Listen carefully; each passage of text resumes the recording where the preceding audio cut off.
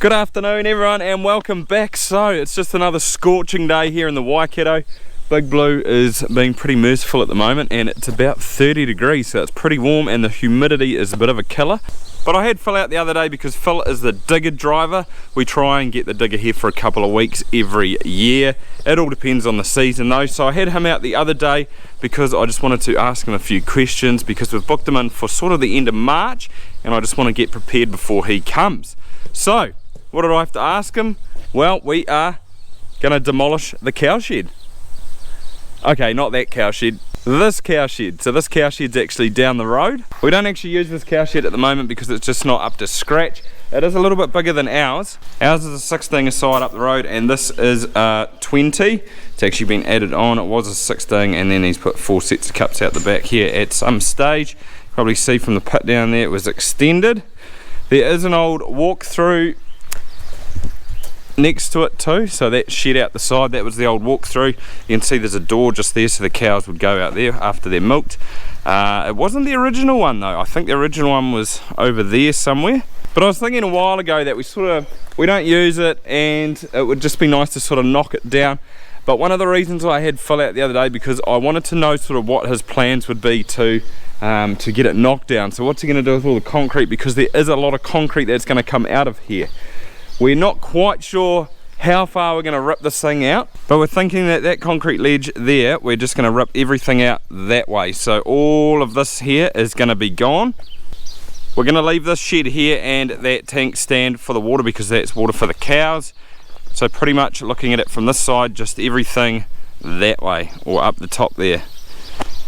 We do have power coming in off the road, so from that power pole there is power coming to there. So we got a quote from the lines people the other day because we're going to run an underground cable from that power pole down here and into this old red shed so we can completely disconnect this cow shed from anything to do with the power. But if you're thinking why don't we just get rid of this old red shed too, well, this red shed's got a little bit of historic value to it and it does look pretty had it, but it used to be the old, I think, generator or electricity shed that was at the old creamery down the road, the Pataringi Creamery, once upon a time. As you can see, it's quite nice on the inside here, although the birds do get in. Use it for a little bit of a workbench. Check this out, this is pretty cool. I just gave it the white because there's bird pool over it. But what does that say? Explosive. It says made in Australia, so that's an old box of dynamite, I think. Although there's not much in there now. Pretty cool. That's actually from when Dad's cousin farmed here, and because these are peat flats down here, there's a lot of stumps in them, so they used to use the dynamite to sort of blow the stumps out, make it more manageable I suppose, but that's pretty cool.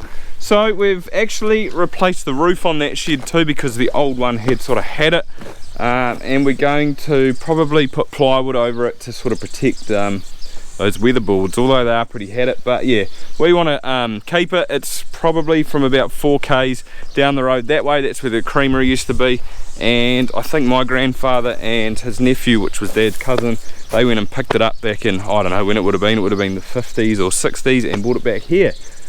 It's the only thing we know of that's left of that creamery, so yeah, we'd like to keep it. But getting back to the cow shed, and this is the old milk room or the vat room. The vat used to sit up there, but there's nothing really in here that's of much use or value. We'll probably keep these hot water cylinders, but everything else we've sort of robbed or sold. There's a drench pump, that's just a spare one, so if our one had it we could always replace it.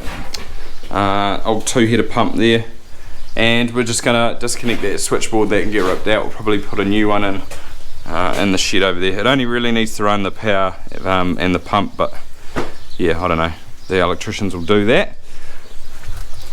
But we have made a start ripping all the cups and liners and stuff like that out, all the rubberwares over there.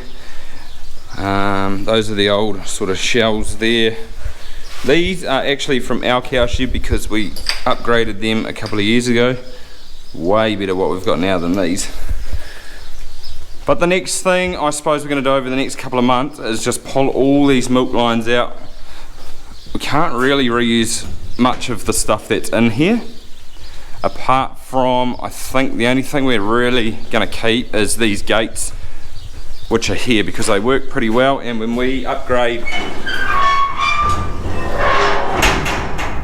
our cow shed, we'll probably use them, or at least the options there if we want to use them. So I got fill out the other day because I wanted to see what we need to do with the shed and where to go. I was going to grind all the metal we can out of here and sort of scrap it. So when he gets here, hopefully there's only just brick. There will be, yeah, there will be sort of reinforcement with cut through. But we're going to try and get it as bare as possible, which makes it easier for him.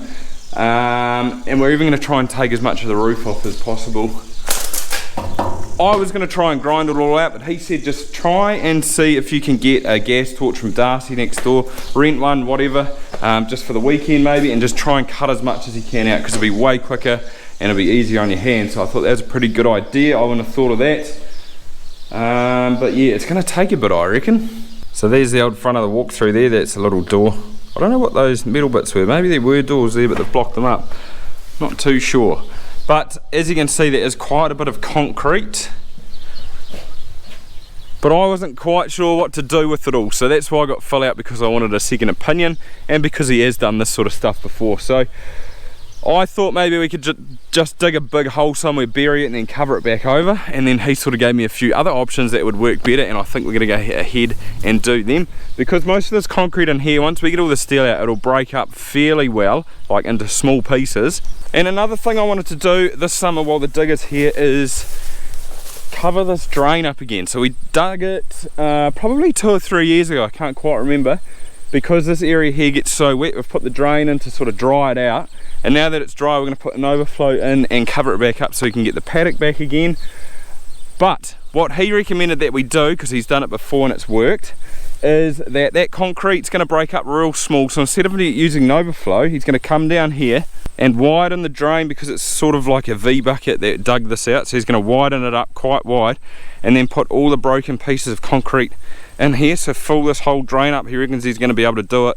We're going to have quite a bit more than what we need for in here, and then it'll get covered with silage plastic, so the water can still run down, but the dirt doesn't go in between and block up all the concrete. So like I said, he's done it before and it's worked pretty well, so I'm pretty keen to do that for here. And because we're not going to have enough room over there to fill it all in or get rid of all the concrete, I thought we'd do this drain here as well. So Dad dug this out probably 20 years ago and he hasn't come back to it, so I thought it starts over there, goes around below that tree and over there to the main drain, that we could also fill this in, because that would sort of tidy this paddock up and make it look real nice, I think. And the best thing about both these spots is that they're not actually far away from the cow shed now, so the cow shed is just behind those trees, which means the carting distance is quite small. I did have a place over the back there potentially where I was thinking, but he said it's just a little bit too far away. You'd need 2 tractors and trailers, which isn't a problem, it just costs that little bit more. Whereas these ones that are closer, I could probably just jump in the tractor and cart myself, and while he's waiting, he'll just smash the concrete into small pieces. So I think that'll work quite well. I didn't actually show him this drain, but I can't see it being a problem. So we're standing just right through there where that kaiakatea tree is, and the cow shed is just there, so as you can see, it's not too far. But if there isn't enough room for all the concrete, what he said is that we could dig a hole around the bottom of this hill, bury it in here, and then you pull some of the hill back on top of it, and that would clean it all up.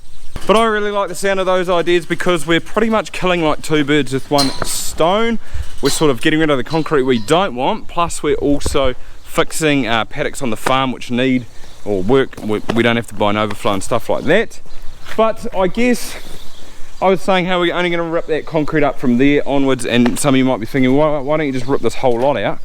Well, we potentially could rip up to this point here, but we do use this concrete here for a loading zone when we're loading cattle, especially when the heifers go and come back, because this loading ramp here is far better than what we have at the cow shed. The one up there is actually majorly broken and it's in the wrong spot anyway, so that we need to sort of either buy a new one, but it's fine just using this one down here. But yeah, it would be kind of nice just to rip all this stuff out, get rid of all these rails and stuff like that, because half of them don't work anyway. Yeah, I don't know, we'll see how adventurous we get, I think. And I've got the compressor there because before I was blowing, I put like an air nozzle on the end of this, turned that on and connected it up like that and blew water through these lines, because some of the troughs are getting blocked. Like this trough here, There's actually no water in it whatsoever when I came and got the cows out of here this morning. That trough there was working, but there was just no water going to here, and this is at the end of the line. So that brown stuff in the water, it sort of just sits on the bottom of the light. It doesn't really stick to the water lines, but it just sits on the bottom, and after a while it sort of blocks it up. So by blowing like the high pressure through it, sort of cleans out all the water lines, and now there'll be better pressure going here, which is what we want for the summer. But if you're wondering what are we going to do with this space after we rip the shed down, well, subscribe to the channel and find out, because I'm not going to give away all my secrets today, but it is going to be quite a cool little project that I have coming up, and I can't wait to get this all ripped down. It's going to look so much better. But that'll pretty much do it for today, guys, so I hope you enjoyed the video. If you did, give it that thumbs up, and apart from that, I'll see you next time.